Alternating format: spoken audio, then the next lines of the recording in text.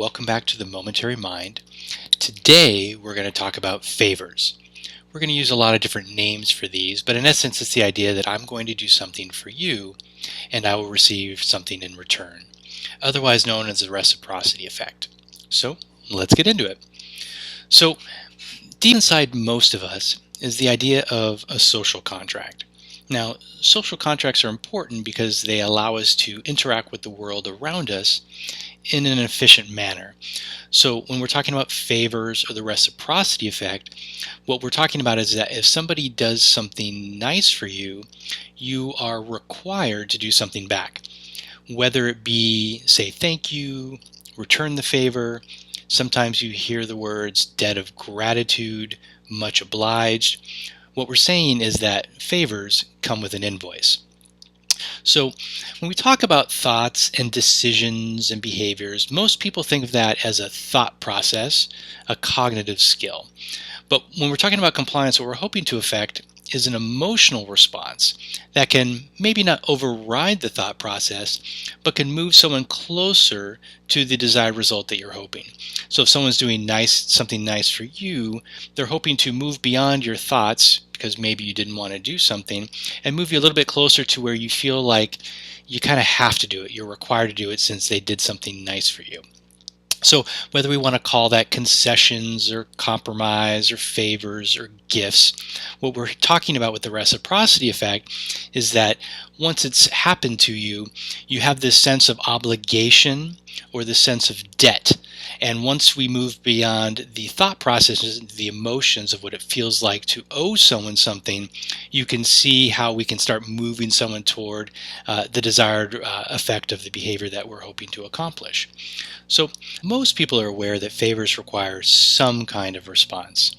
But what you may not be thinking about is that even unwanted favors can elicit the same attachment to the social contract, the emotional pull towards having to repay someone.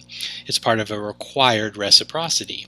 So if you think about in our own lives, how many people have turned down a ride at the airport? Well, why would you do that? Well, one reason would be possibly that you wouldn't want to have to repay the favor because you would feel obligated to do the same, even though I'm sure it was offered freely without any sort of apparent conditions on them. However, because it's not about the thought process, it's about the feeling of being in debt to somebody that would have us avoid it altogether, which is where unwanted favors come in, to where if it's applied, you can feel a sense of obligation even though it's not something that you asked for, because you would feel the emotional pull that's attached to the social contract that you'd have to do something back. So when you hear much obliged, what you're saying is you're much obligated. And so as many ways as someone can effectively make you feel like you owe them, they can then in turn use the required reciprocity at some point to receive a behavior that's something that they want from you, or in turn that you may want from someone else. So how do you control this? Well, they who acts first controls the cycle. So if you're worried about someone maybe affecting you or making you do something that you didn't really want to be doing, how can you control that? Well, you need to be the first person to be offering the favors, the gifts, the concessions.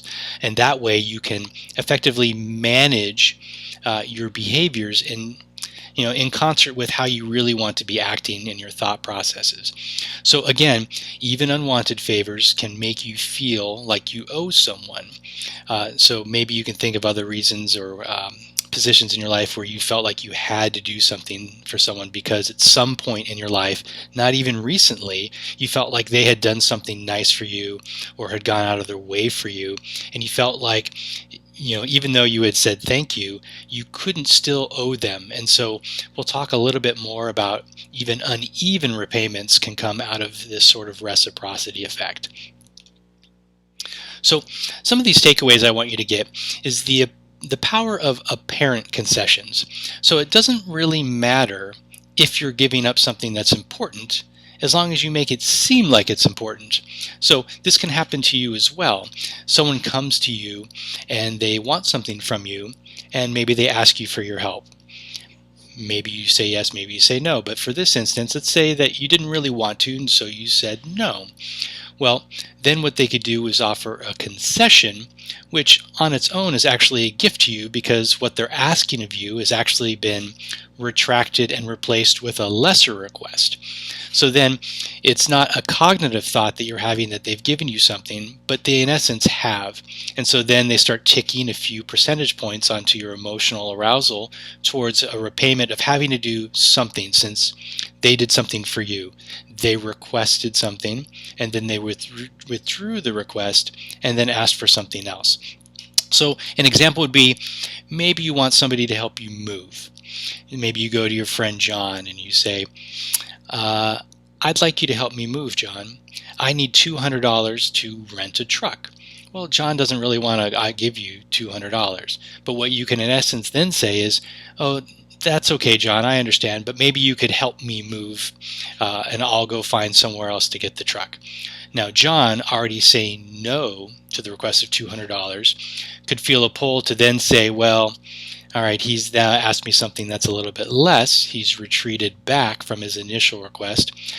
I now have this sense of ownership over that now I am in charge of whether or not I want to do something. I haven't been blindsided by this request.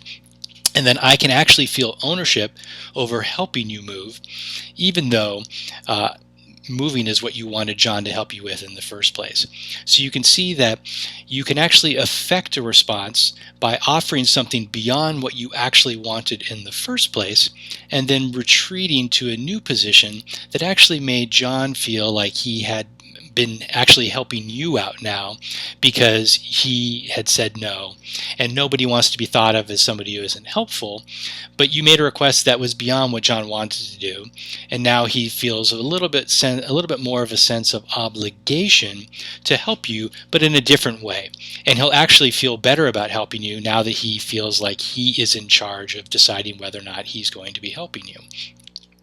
So it can be uneven reciprocation as well. So the fact that you helped someone 5 years ago, maybe you helped them move, doesn't mean that you necessarily have to be repaid in the same way or fashion. So it's not a one-for-one. The fact that somebody feels indebted to you can actually be effectively used to get a greater response than you had actually offered up in your first favor, your gift, or your concession, or your compromise, because nobody wants to feel like they owe. And so just think about in your own life what it feels like to just owe credit card or owe debt, owe money to somebody.